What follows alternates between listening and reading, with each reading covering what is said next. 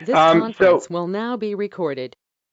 my goal here today is to give you all a sort of like a from the beginnings lesson on how to set up and utilize Zoom.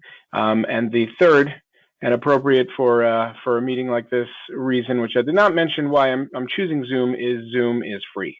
Gotta love that. It is free for its most basic features. The most notable limitation that you should be aware of for the free package is that there's a 40-minute limit and a 100-person meeting capacity.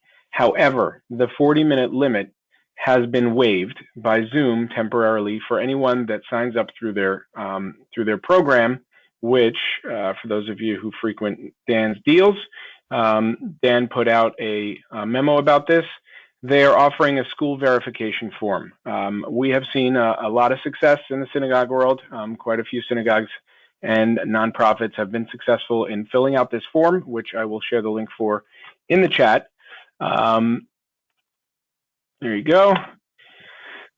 So that link will take you to a page where you can apply to have your account set up as a school account, which will give you this temporary discount. They're, I think, offering it through for the next 90 days or so.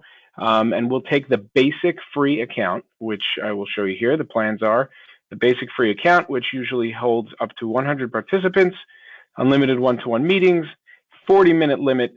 It takes that 40-minute limit and it makes that go away. So that right here is the package we're going to be focusing on today. I'm not going to be able to get into some of the more complicated features that come with some of their webinar settings and some of their rooms and things like that. I want to give you guys a quick lesson on how to set this up and how to be able to quickly assemble people conveniently and allow your rabbi, your teachers, whoever wants to send out messages or gather people together, anyone giving classes, and make it very accessible. So we're focusing on that free package. And again, the link to sign up is in the chat. If anybody needs that link after the webinar is complete, I suppose I can put this in here. I'm going to put my email address. You can email me as well for some of the links or anything else you have questions on. Perfect. All right. So assuming that you go ahead and fill out that form, it's the instructions are going to be to go ahead and sign up for the free account. And then within a couple 24 hours or so, they will apply or deny your application to get the free pass for the upgrade to unlimited time limits. Again, for most purposes, this 40-minute limit will probably do, but even if not, at $14.99, it's not a bad deal. Now, $14.99 is for each presenter. So if you're going to make the investment and you have more than one person presenting, you could share the account as long as there's no time overlaps, or you may have to get additional licenses for $14.99, but you can see all that. That's not what I'm here for. So free. You sign up for the free package, and once you are logged in, it's going to look like this. I'm going to slide over, and this is a real-world example. This is my synagogue. This is my shul. That is a low-resolution picture of Rabbi Teichman, the rabbi of our shul. And this is tied into something that we did, which, just to give you some ideas, we went ahead and created a landing page, and it is called Shul. And we have gone ahead and constructed this page to keep all of the virtual stuff that's going on in one place and allow people to come to this page. Every email that we're sending out about programming in our virtual state is going to push people to this page so that we can update links and change things and correct things. Once you email things out, people hang on to that link. And sometimes you need to make some changes to schedules or to time. So that was our strategy. We created this landing page. The landing page gives some general information and instructions, but it also has these links here. And these links are all to Zoom meetings. So if I copy this link address and I go over there, you can see these are Zoom meetings. So that's just an idea for how to organize things. But when you get into your free setup on Zoom, you'll have an area for your profile and for your meetings, and this is where you can schedule these meetings. The meetings have the ability to be recurring, so I'm going to walk you through the steps over here of how the meetings get configured. You can obviously give it a topic, quick description, date, time, duration. You're not stuck with these durations. You can start a little early, you can end a little late. It's really just for scheduling purposes. but those links are good. And as soon as the presenter enters the room, that meeting is live. And I'll explain some of the settings to control when people can enter the room as we go down this list of basic configuration settings for each meeting. Is everybody still with me? Can I get a thumbs up? A little show of, is this working for you? Please ask questions. I'm going to keep looking at the chat, and I will try to address them as they come in. What is Dan's Deals? Oh boy, we have to have a conversation. You've been overpaying for flights. Dan's Deals, Google it. It is the greatest travel and deal website known to mankind. Okay, back to the demonstration. So you set your duration, you set your time zone, and this is where your recurring classes can get some really nice benefits. You can set a recurrence. It can be daily, weekly, monthly. You can set it to repeat a certain number of times every other day, typical recurrence controls. But the nice thing about this, and this is a very, very important point to make, is if you do have a recurring class, and if you are planning on doing something on a fairly scheduled basis, even if it's going to shift 10 minutes here and 10 minutes there, the power of setting this up as a recurring meeting is that it allows you to do stuff like this, because that meeting has the same link every single time. If, however, you initiate new meetings for every single time that you have your Wednesday class or your Sunday, bagel shear or whatever it is that you're doing, then you're going to have to redistribute another link. So if there is a recurrence pattern to these meetings, if it's going to be every evening, every Tuesday, whatever it is, you're going to want to take advantage of these recurring meetings options so that you can maintain that single link that will take everyone to that meeting every single time. And once people get used to this, which hopefully it won't last for very long, but it looks like it's going to be a little bit, they'll get used to just saving those links and clicking in, and you don't have to spend your time redistributing links. So the recurrence is very valuable for anything that recurs. Registration required, I would suggest that's a no. We're trying to make this easy and user-friendly. So, unless you have a really good reason, I would not go with registration or meeting passwords. If it's a board meeting and you're planning on discussing financials, obviously you may want to change some of that. But for your general reaching the people classes and broadcast messages, I would go without. These settings, depending on what kind of event you're having, are important as well for the host. If you want to start the meeting with the host video on and the participants off, or if it's going to be a smaller group, 5-7 people that usually study together, and you want them to join the meeting and kick on their cameras immediately. And I'll get into the cameras and the software. This platform is fantastic for all mobile devices, so they have a very easy to use app on both the Android market and the App Store, so iPhones and Androids alike, as well as PCs with cameras.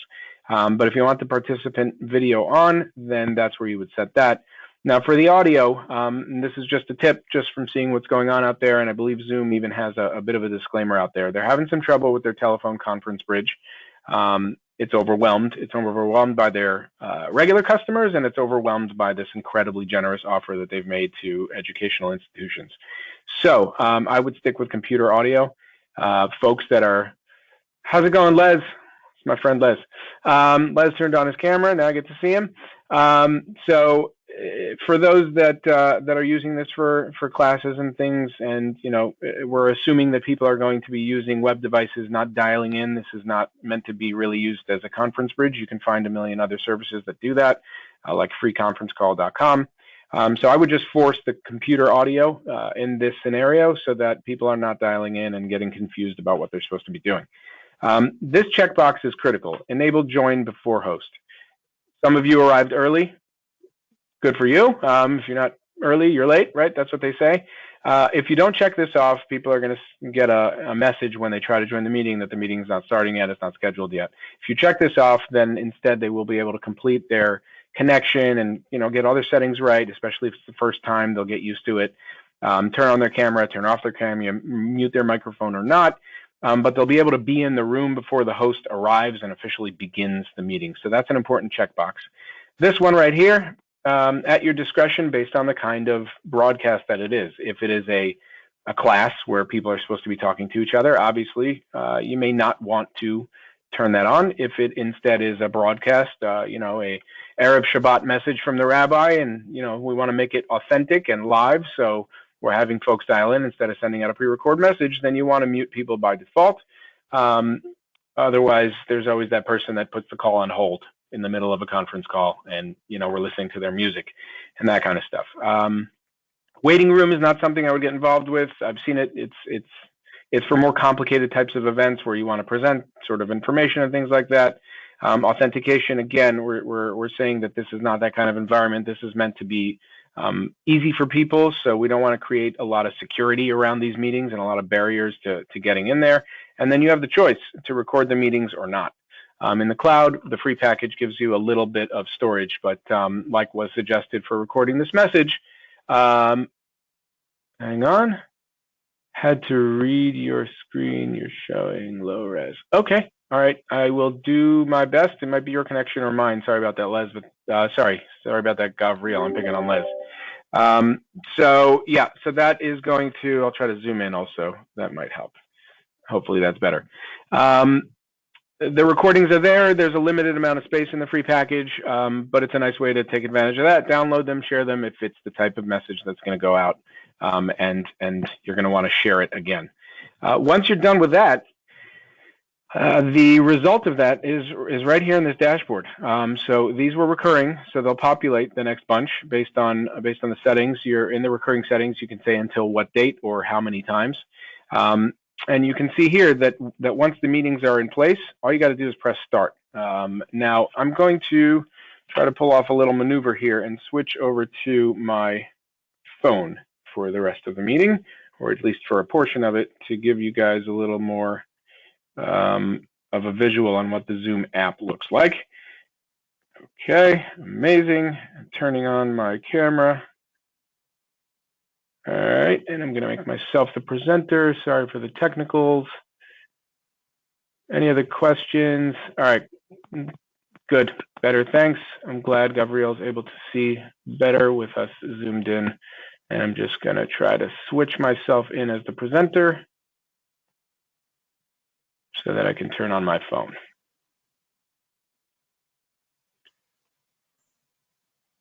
Okay, excellent. All right.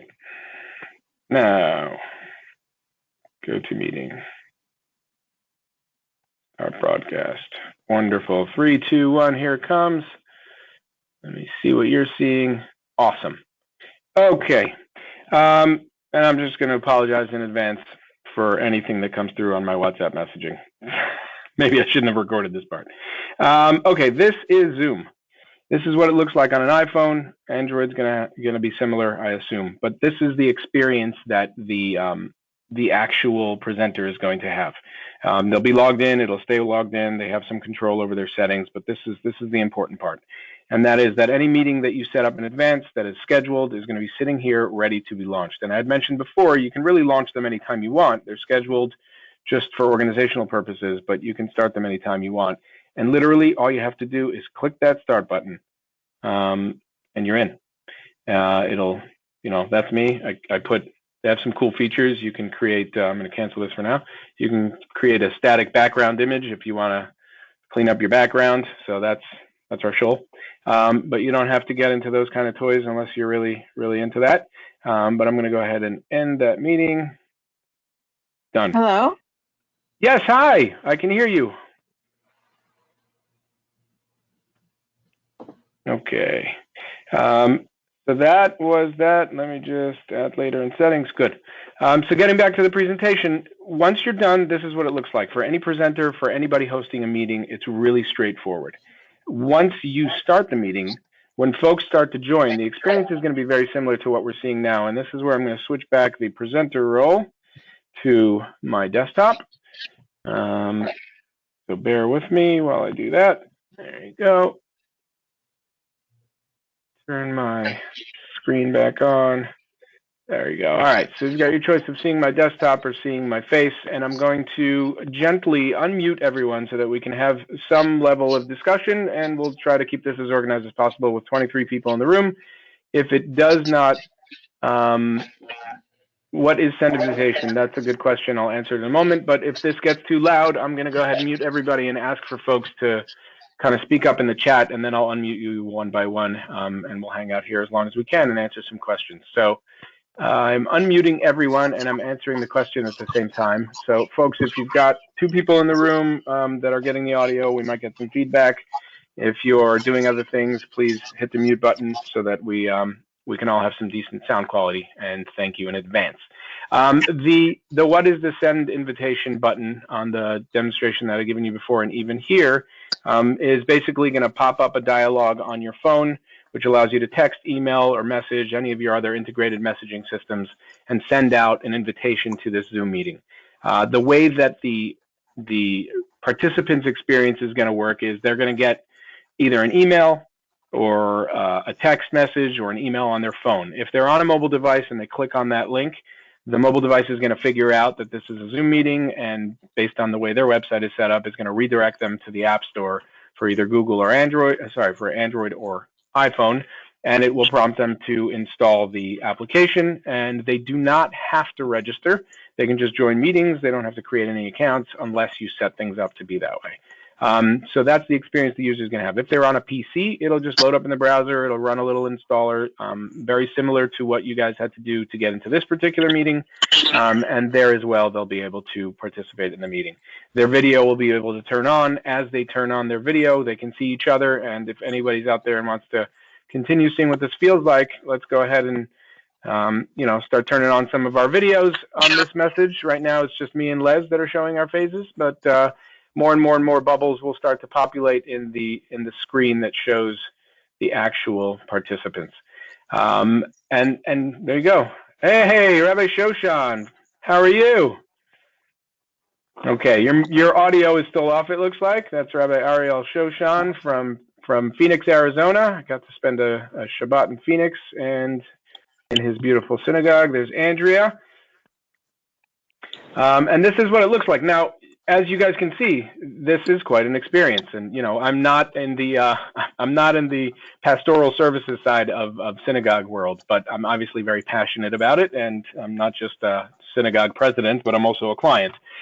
So, this is nice. This is way better than a dial-in. This is how you keep things going in these very difficult times. Whether your class is large or small, whether there's going to be 8 people that are going to continue a recurring class this way, or there's going to be 65 people joining for a kid's story time with the rabbi, whatever it is, this creates a connectivity and a connection that I think is important in these difficult times. So, I hope this has been valuable so far, and I'm going to do my best just opening up the floor to questions.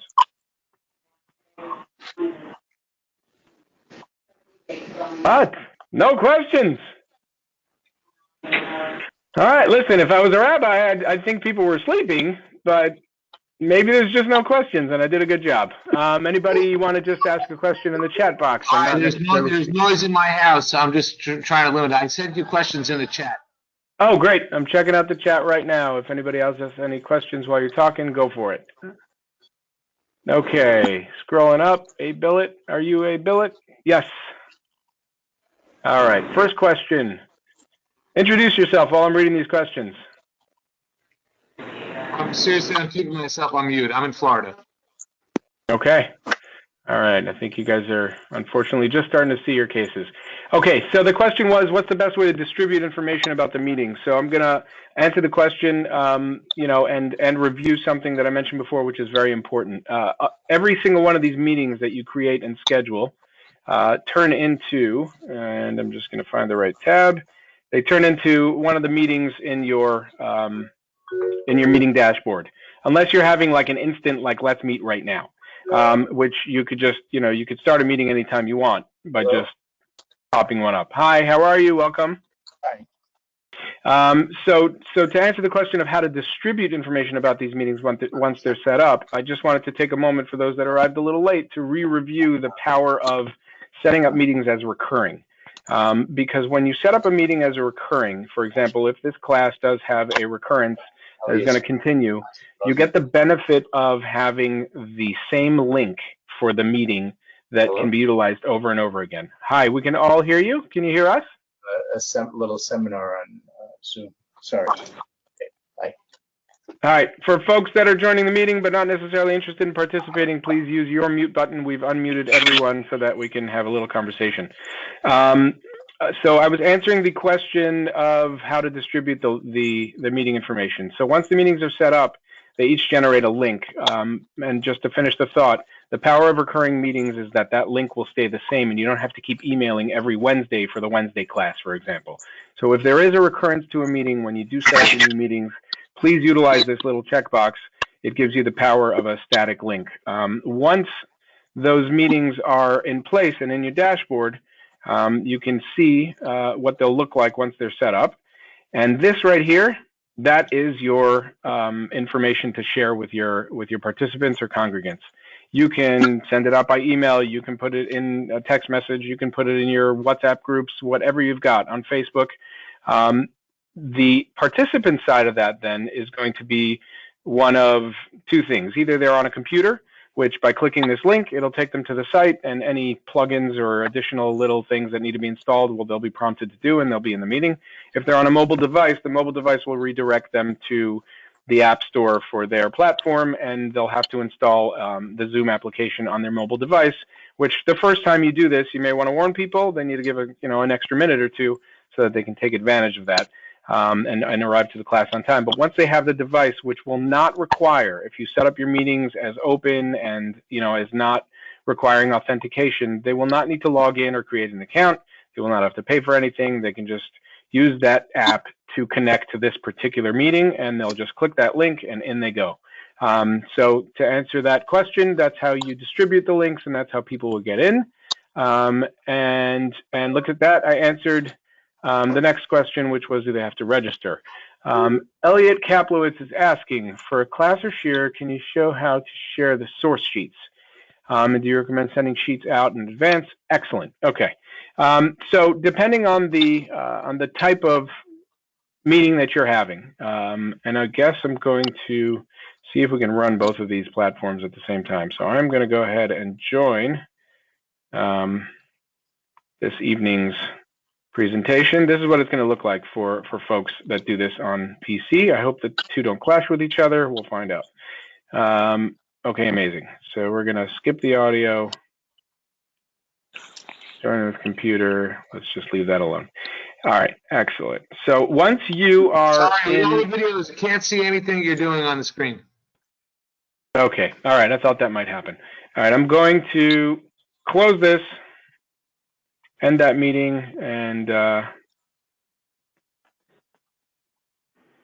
try to get my screen back up for you all.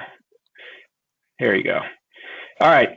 Failed attempt to run both Zoom and GoToMeeting at the same time. But, I will give you the steps the way that they would happen. You're going to, on your computer, on your mobile device, you're going to, once you get into the meeting, you'll see a couple different buttons similar to what you're experiencing now. One will be to configure your audio. The other one will be, Shai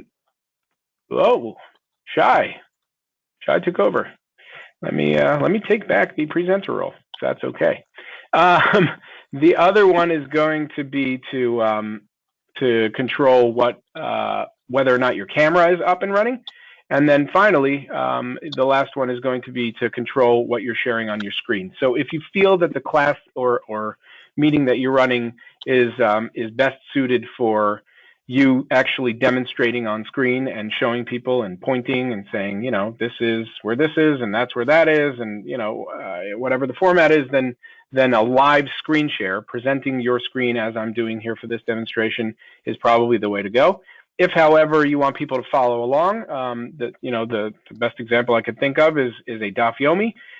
If it's that kind of group, then you're expecting that everyone has their own Gemara with them and that they're going to follow along. And the purpose of the connecting is for audio and for video and for creating that community. So depending on which way you want to go, you may want to share your screen and you may want to just have folks look at source sheets. So that answers that question. Let me see what else. How many video connections can participate in a meeting? With the free package, even if you qualify for the free upgrade that is being offered by Zoom to allow more than 40-minute long meetings, there's 100 participant max. If you want more than that, you'd have to start getting to their paid levels. As a participant in Zoom meetings, seems you can just reconnect right by being kicked out after 40 minutes.